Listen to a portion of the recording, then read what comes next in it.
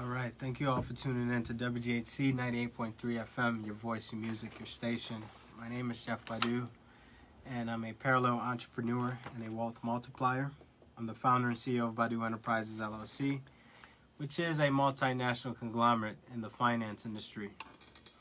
What we do is we provide a suite of financial services, including tax preparation, financial coaching, credit repair, small business funding, and other services of that nature. So today we're here to talk about retire young, retire rich, all about retirement savings, and all about making sure you set yourself up for success when it comes to this topic called retirement. So I'll give you two definitions of retirement, and then we'll get into the definition that people are more used to, although you can apply that definition or the concepts from that definition to the new definition of retirement, the true definition of what it means to retire. So we'll get pretty deep today with those concepts.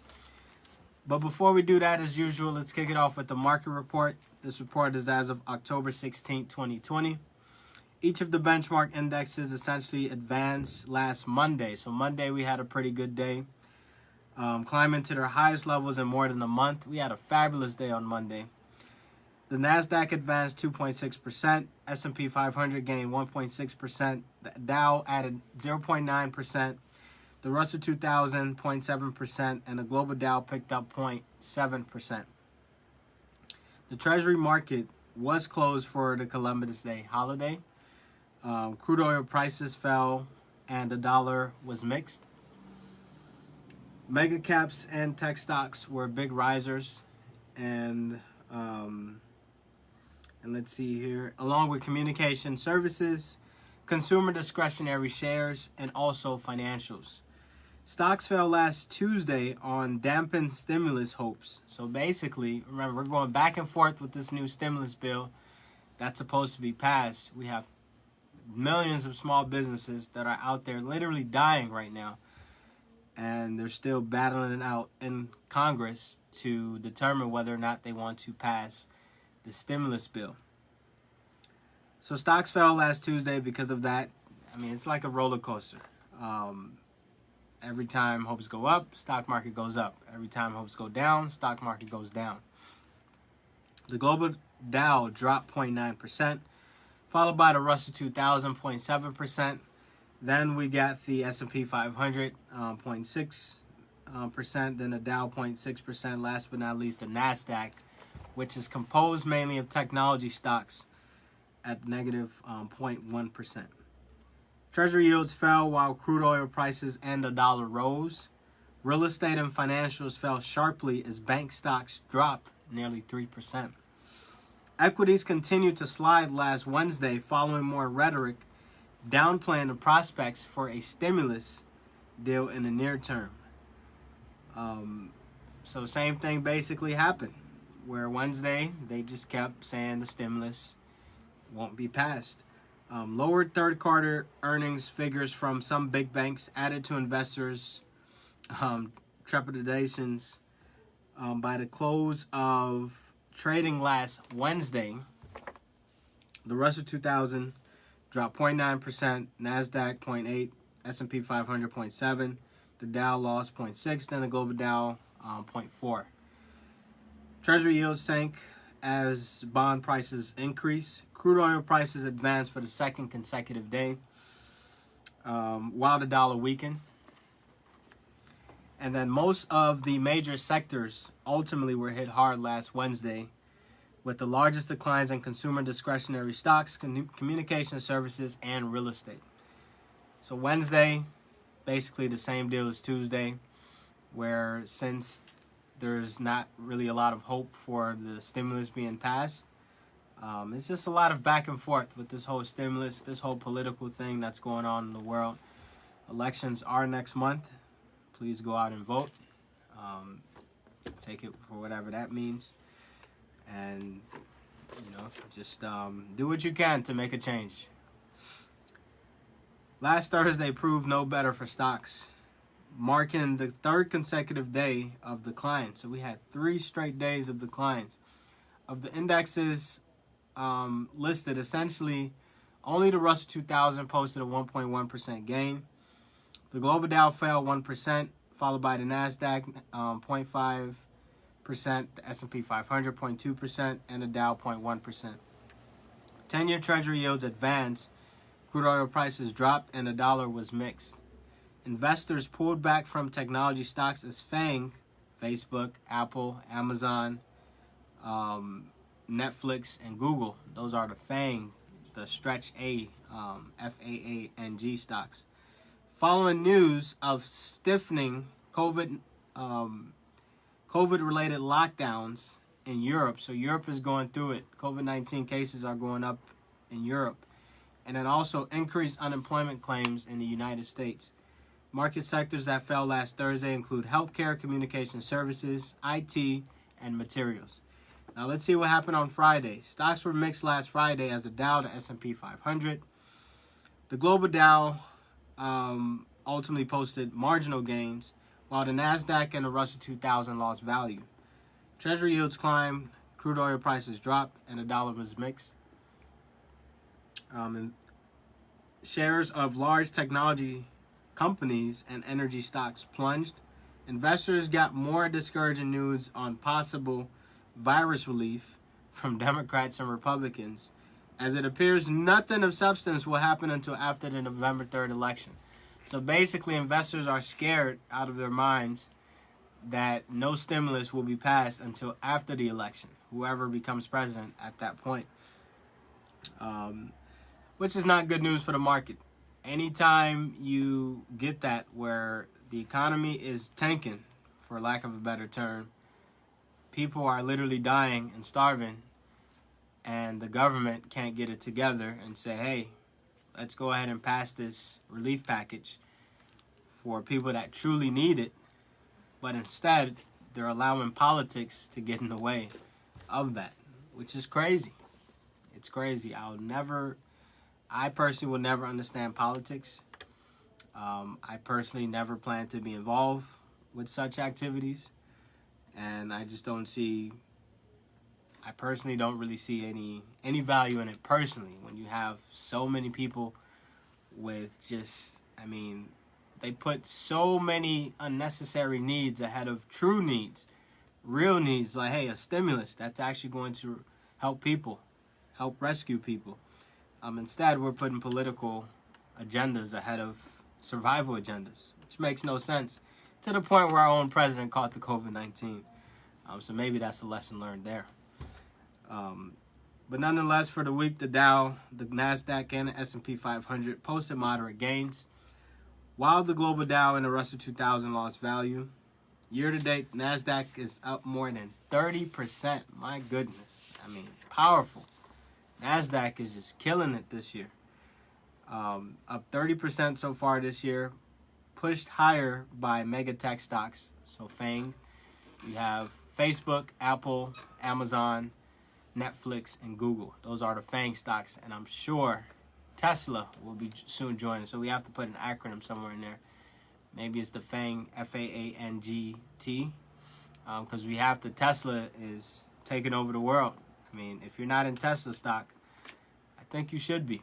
Although I do believe the stock is overpriced, I think that the fact that people just love Teslas and the fact that people will continuously embrace the Tesla brand, although it's overpriced, you get in and you get into a higher price in the future. So although it's overpriced, it will be even more overpriced in the future because of the way the markets are nowadays.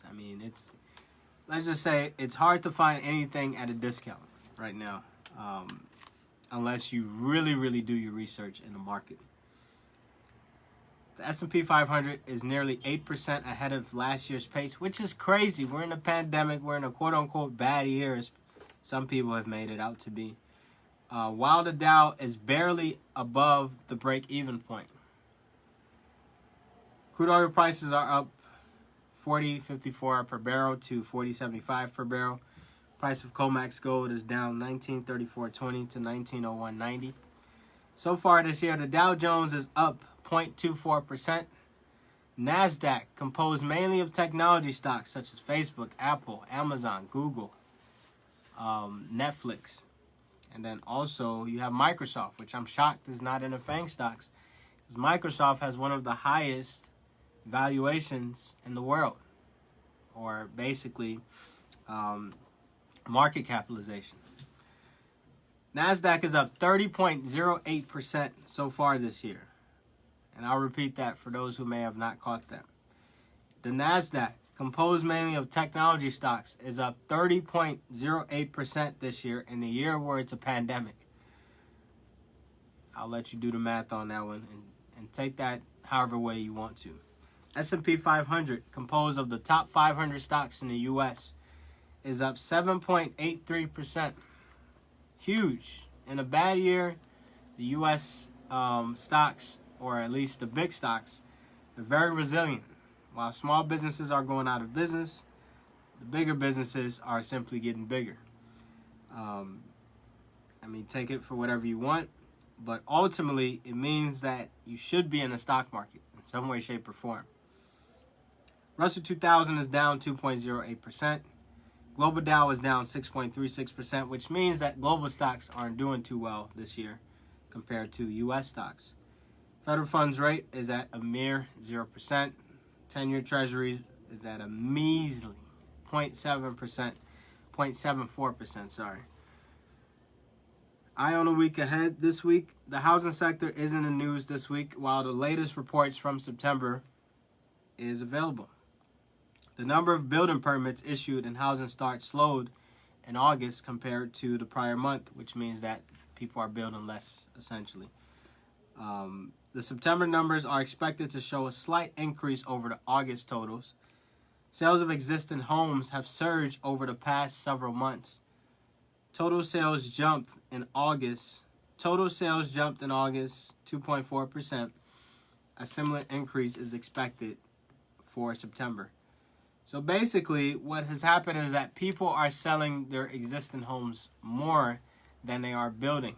Perhaps there could be permit delays. There could be a lot of things that may be COVID-19 related. Maybe some of these delays that we deal with in construction.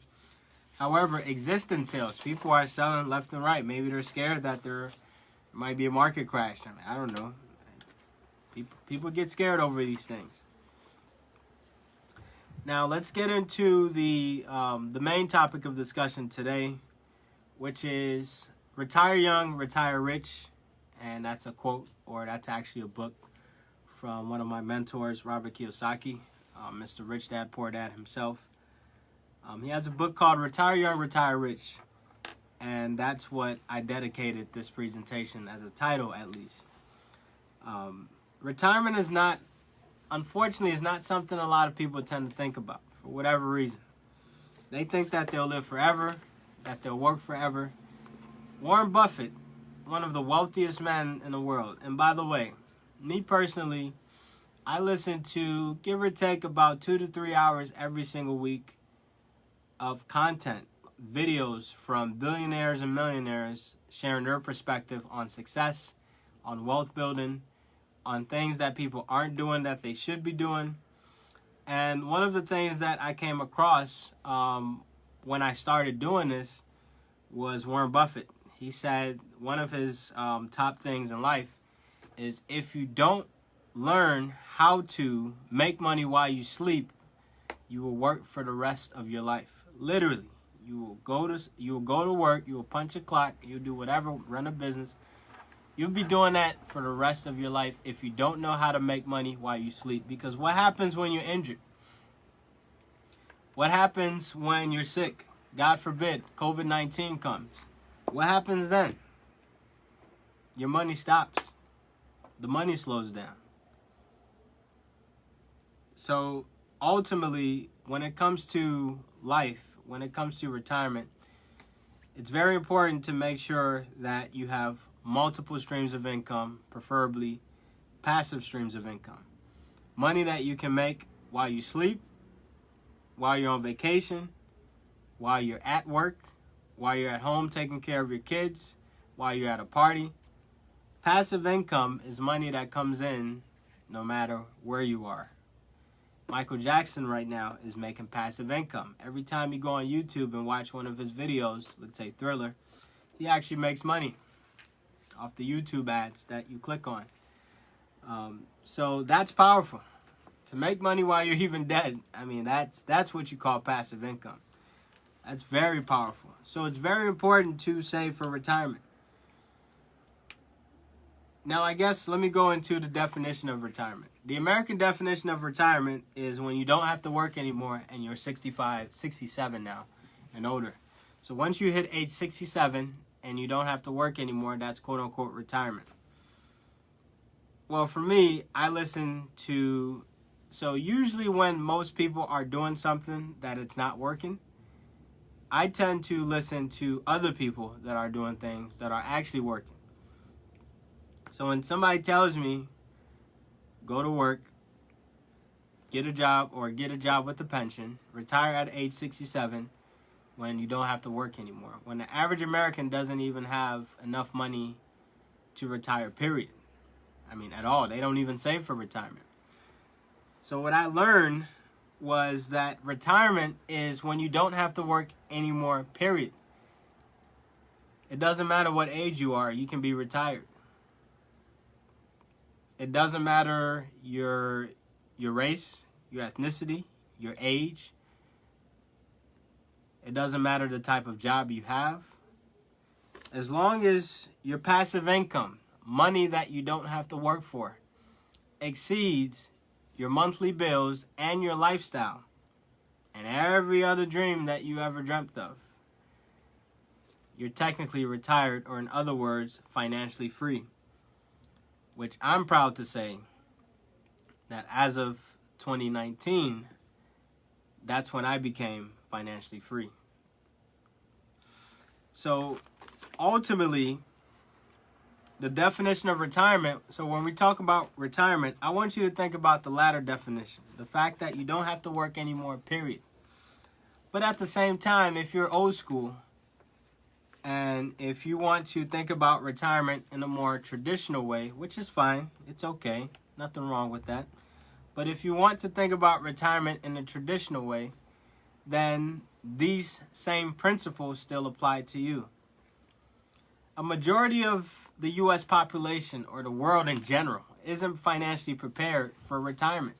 You're talking about the U.S., a nation filled with wealth, abundance, and I mean wealth upon wealth. The wealthiest people in the world are from America.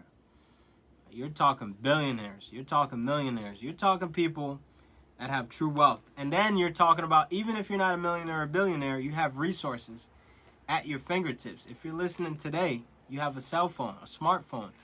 You have a laptop. You have a computer. You have something that's allowing you to basically take in content that helps you grow and advance in life. These are the same tools that I use to get to where I am today, you know. So the majority of the U.S. population, such a wealthy nation, still isn't prepared for retirement. We just aren't prepared.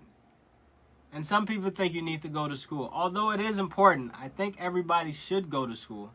I think everybody should get some sort of education and always enhance your education. Now, the latter part doesn't have to be a formal education, but you should get educated. I think everybody should continuously enhance their education no matter what. So it's not necessarily the fact that you have to get formal education. Some jobs, you do have to have a certain degree, a certain GPA, and all that stuff. But nowadays, we live in a very free economy. We live in this gig type of world, gig economy, where it's Uber drivers, Postmates. I mean, the delivery business is pretty hot this year. Think about it. People don't really want to go, or some people are, but in the wintertime, who wants to go to a restaurant where there's so many restrictions? You have to wear a mask and all this stuff. It's cold in Chicago. So what will people naturally do? They'll get it delivered. Now, I know for a fact most people don't know how to cook. So the delivery business is hot. So what can you do? And I understand it might be cold outside. Is you can sign up for something like Uber Eats, Postmates, Grubhub, whatever it is. By the way, in 2016, I was doing these very same things as well. When I became a full-time entrepreneur, I had to hustle too. I was an Uber driver for a few months. I had to get the money up a little bit. So ultimately, most Americans aren't prepared to retire. But you can change that. You don't have to live with the status quo. You can be above the status quo.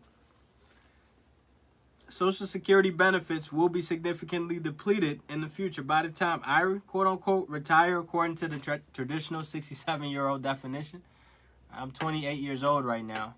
I got almost 40 years until I hit 67. That's a long time. I don't know about you, but I don't have time for that. Right? So I would much rather enjoy my life, enjoy my retirement, enjoy my days early, even before the kids come in. I don't have any kids, now. Even before the kids come in, I want to enjoy life. I want to fulfill my dreams. I want to fulfill the things that I want to do. I want to travel too. I used to be the guy that didn't want to travel. Maybe because I never experienced what it felt like to truly travel. When I started traveling, oh man, I didn't want to stop traveling. It is beautiful. I mean, it takes your mind just off life. I mean, you can just go somewhere and it's as if you're in a completely different world. I mean, your mind is free. For me, no emails, no phone, nothing. Unless it's an emergency, a family member, something like that. But when I go on vacation, I'm on vacation. Right? I don't do phone calls, emails. I mean, for tax purposes, we do have a board meeting during the vacation, but that's a story for another day. So Social Security will be depleted by the time you hit 67. And by the time I'm, quote-unquote, ready to retire, according to the traditional definition, that age will probably be about 75. I mean, that's when they expect me to start enjoying my life, basically, at age 75. Crazy. Social Security is one of the biggest scams in the world, if you didn't know. And then pensions. Pensions are prehistoric. I mean, it's very hard to find a job with the pension. The key here is it's never too early to start saving for retirement. If you have a child, if you have somebody that you love, a sibling, start them off on the right foot. Start them off on the right path. Because life is a game of habits. When you develop good habits early, they stick with you. And it takes you through life. It helps you make better decisions overall in life. So the habit of saving early for retirement is going to truly benefit you. I, unfortunately, didn't start saving for retirement until I was age 22, I believe. Yeah, it was 22 when I started working at PricewaterhouseCoopers, or PwC for short. That's when I got a 401k plan, an IRA. I didn't know about any of these things really until literally the age of 22. I had some knowledge at 21, but 22 is the year that I actually started a lot of these things. Now, when to start saving? As soon as possible. Start saving as soon as you can. And remember, when it comes to saving money, it's not about how much you're saving. It's about whether or not you're saving the money. So $5 a day invested over the next 40 years of your life will yield you $700,000 in your bank account. A Starbucks cup of coffee, which I think nowadays you need more than $5. A Starbucks cup of coffee a day invested into something else will get you $700,000. Now imagine if you double that. Some people might think it's 1.4 million, but oh no, it's not 1.4 million. It's even more than that, because it's called compound interest, the compounding of money that grows over time, money that builds on top of it over time. When it comes to saving, when it comes to success, when it comes to anything in life, it starts off with baby steps. It starts off with little small increments. Success is so simple. It's so simple. Trust me. The problem, though, is society has made it so hard to see it. And how can you achieve something if you can't even see it? Right? How can you even achieve something if you can't even see it? Society has put it in our minds that we need to work, punch the clock, not enjoy life, be miserable, and then go to our graves and have nothing to show for it. That's what society has told us to do.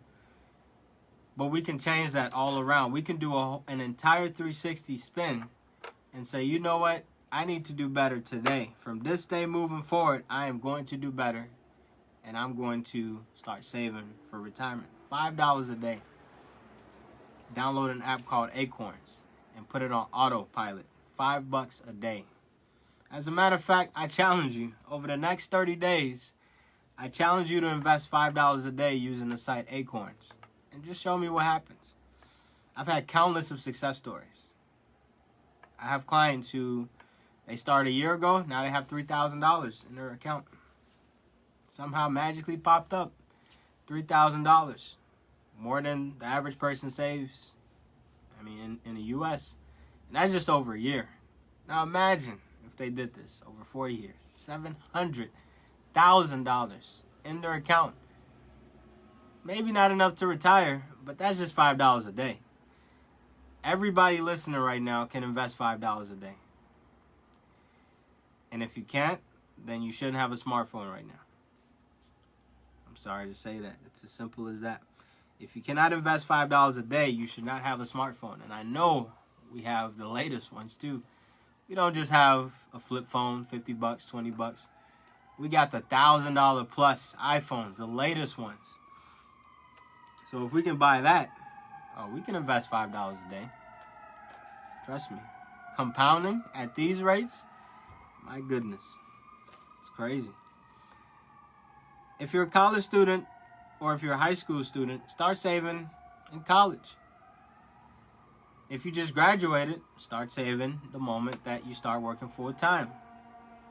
If you're working now, keep saving. I started saving, remember, at the age of 22. 22 was actually when I started. So I'm behind, actually, believe it or not. I'm behind on retirement savings. I should have started way early in the game. So I'm playing catch up right now. I personally save 20% of my income every year. In general, you should be saving at least 10%. For me, I'm on a quote-unquote early retirement track, whatever that means. So the more you start saving now for retirement, the sooner you can retire. So for me, I'm on a fast track towards retirement, which according to the new definition of retirement, I've already achieved by the grace of God. However, you want to make sure you contribute at least 10%. If you don't have anything now, start with $5 a day. That's my challenge for you over the next 30 days. Increase savings as you get older. So as you get older and you approach retirement, according to the old definition, make sure you beef up the savings. Remember, 10%. If your salary is $100,000, you need to be saving at least minimum $10,000 towards retirement. And yes, we do it on a gross basis, not a net basis. Take advantage of catch-up contributions if you're age 50 or older. They usually give you an extra bump, about $6,000 for the 401k. And then about an extra $1,000 or so for IRAs and health savings accounts, or HSAs for short. Here are a few accounts that you can take advantage of when it comes to retirement. First one is an IRA, individual retirement account. Everybody on the planet can open up an IRA. It is true. It is one of the best retirement vehicles out there. It's the newer version of the 401k. The 401k is the newer version of the pension. And then they came out with something even sweeter, which is called the IRA, Individual Retirement Account. It's best suited for anyone, really, especially those who are working, those who earn an income. And for those that have kids and have a business, you should hire the kid, pay the child, and get the child an IRA account. It's extremely flexible and can be invested however way you want. You can buy stocks, bonds, mutual funds, real estate. You can do whatever you want with your IRA as long as it's in a self-directed account that's not restricted or limited on the type of investments you can make. There's traditional and then there's Roth IRA. Traditional means it's pre-tax contributions.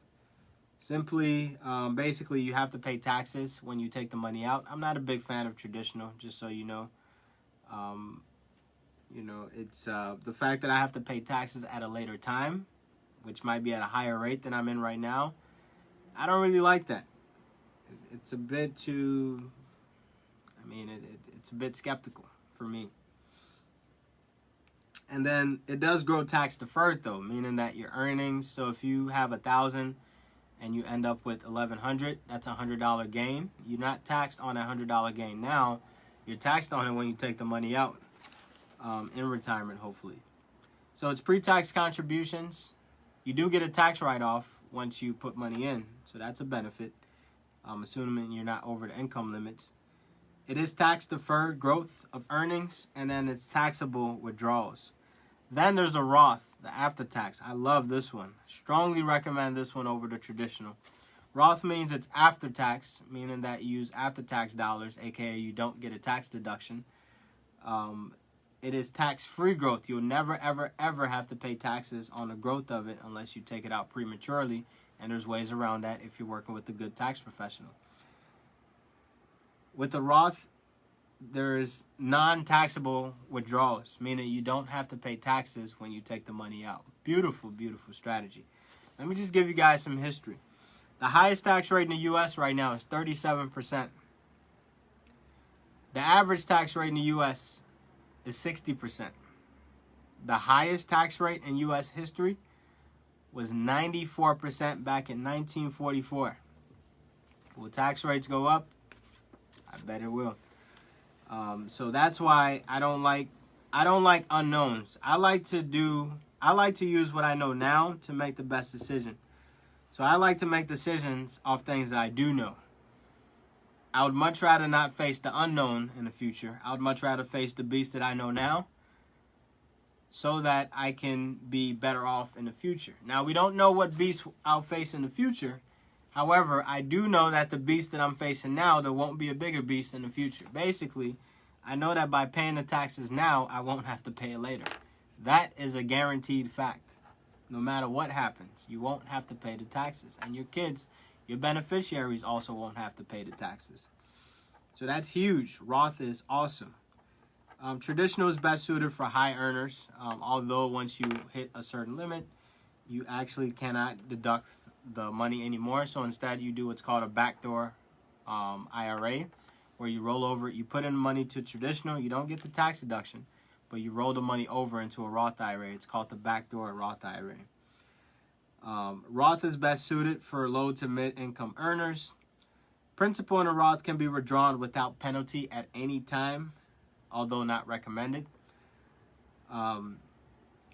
And then you can take the money out early for emergencies, significant medical expenses, buying a home up to $10,000, or paying for school, or in 2020, if you have a COVID-19 related reason, which everybody in the world should have one, if COVID-19 impacted you in any way, shape, or form, you can take up to $100,000 penalty free,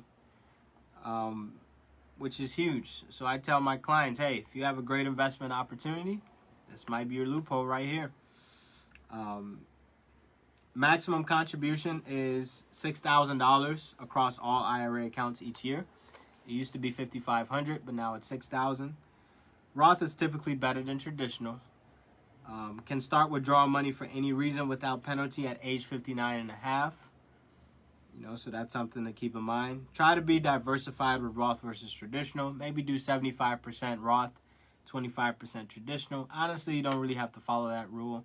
You can go in all Roth if you want, because we know tax rates will go up in the future. You can definitely bet on that one. You have until April 15th of the following tax year, so April 15, 2021, to contribute where it counts towards the 2020 tax year.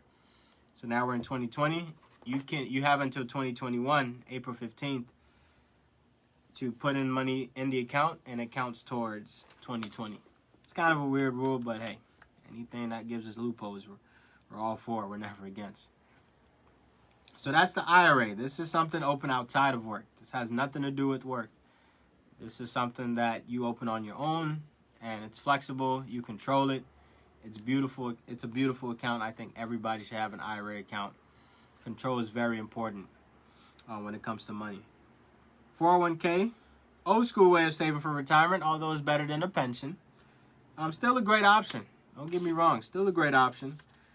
especially for my self-employed folks out there, you can actually get a solo 401k and put up to $19,500 in there, plus some additional, get some additional contributions. It does lack the flexibility of an IRA and typically only limited to mutual funds. Definitely not a personal favorite of mine. So the difference between traditional versus Roth is the exact same. Traditional means it's pre-tax, you get a tax deduction. Roth means it's after tax. You don't get the tax deduction, but you don't have to pay taxes at a later time. IRS is not so friendly when it comes to these early withdrawals. They are subject to a 10% penalty unless, wink wink, you have a COVID-19 related reason for taking that money out. I don't recommend you do this because you'd be cheating yourself, especially if you don't have the world's greatest investment at your fingertips that you put the money into. You can borrow money up to $100,000 from your 401k, and you can basically pay yourself back the interest. You're limited to $19,500 a year for single, and then roughly about $39,000 if you're married. Then you have the 403b, and that's more for nonprofits, schools, and basically, I wouldn't say non-profitable because we all know schools can be quite profitable. Basically, organizations like governments, organizations that are not mainly meant to be in it for profitable reasons, but that has since changed since the world twisted upside down. So 403b is basically the same as a 401k with very few differences. Please try to contribute up to the maximum that your employer will match you. If you don't, you're basically throwing away money. So ultimately, if your employer is going to match you 50% up to 5% of your contributions, now you have 7.5%. So it's 50% times 5, which is 2.5, added to your 5. And basically, the employer is giving you a 50% rate of return. How can you turn that down? Compound that over the next 30 years, and you'll see how big of a difference that truly makes. So always take advantage of the match to the maximum. And remember, you should be saving at a minimum 10% of your gross income, pre-tax money, towards retirement each year. If you're in a high tax bracket, definitely contribute up to the maximum allowed. Start contributing ASAP, today, now, pronto. Self-employed folks do have more options when it comes to retirement, believe it or not. We do have a completely different segment for this, so won't get into it. You have the SEP IRA, Solo 401k, Simple IRA, Simple 401k, the Keogh plan. You have a lot of options. Next is the Health Savings Account, or HSA. Love this one. It's triple tax benefits. You know how with the traditional it's either pre-tax, or with the IRA or 401k it's either pre-tax and you pay the taxes later, or you pay the taxes now and you don't have to pay later. Well, with the HSA, you pay taxes never. It's pre-tax contributions, meaning you get a tax write-off when you put the money in. It's tax-free accumulation of earnings, meaning the money can be invested into stocks, bonds, mutual funds, even real estate, whatever it is you desire. And then when you take the money out, preferably in retirement for medical expenses, because we know Medicare won't be there, it's non-taxable. So you'll never pay a tax when it comes to this. You can use it for medical expenses now or later, although we recommend using it later. Must have a high deductible medical plan. That's about $1,400 as a deductible if you're single, and then $2,700 if you're married. You can contribute up to $3,550 if you're single, and then $7,100 for family, and you have until April 15th of the following tax year to contribute towards it so it can count towards the current tax year. So you have until April 15, 2021 for it to count towards the 2020 tax year. So you get a tax deduction, right? That's up to $7,100 tax deduction by putting money into your own savings account. I mean, that's crazy. When I first heard of this, I was like, you're literally paying me money to put money into my own savings account? I mean, some people's tax rates as high as 37% plus the state. That's huge. So when it comes to money, you can literally have the same dollar, and depending on what you do with that dollar, it can change the trajectory of your life. Two people can be making the same amount of money, $50,000, but what they choose to do with it can change the entire trajectory of their lives. So it's not about how much money you make, as Robert Kiyosaki said. It's about how much money you keep. how much money you invest, how much money you save. Not saying you shouldn't spend money, just saying use your money wisely. Great way to save for retirement is through the HSA. Medical expenses are high in retirement, and we know Medicare won't be there. This is the new Medicare. You can withdraw funds in retirement without penalty for non-medical expenses. Basically, it would become another traditional 401k or IRA if you don't use it for medical expenses. Last on the list, but certainly not least, and I know real estate is also a retirement account of mine, but for the purposes of this, we'll stick to more traditional retirement accounts. Permanent life insurance. We have a segment on this, but it's an excellent way to save for retirement. Shout out to my beautiful wife, Yvonne, who is the CEO of Badu Life and Health Solutions, LLC. If you ever need life insurance, advice, consulting, policies, anything like that, please feel free to reach out to either herself or myself. We'll be more than happy to help you out, get the right type of coverage, the right type of policy. We're definitely looking to take that company to the next level over the next 12 months. So ultimately, there's different types of life insurance policies, permanent at least. There's whole life, universal life, variable life, and then there's variable universal life. Your account can accumulate what's called cash value or cash surrender value over time.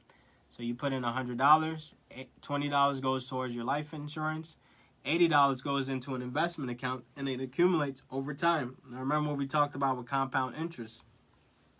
It can be very powerful. You can quote-unquote borrow money against the policy. This is how we take the money tax-free. Or you surrender the policy for your cash surrender value at any time. Great way to fund a child's education. Great way to save for retirement. It's great for high-income earners who need a tax-advantageous account because it's tax-free growth of the money and it's tax-free withdrawals. But anybody can get a policy, basically. We strongly recommend it. Me personally, I started off with a small $100 a month policy.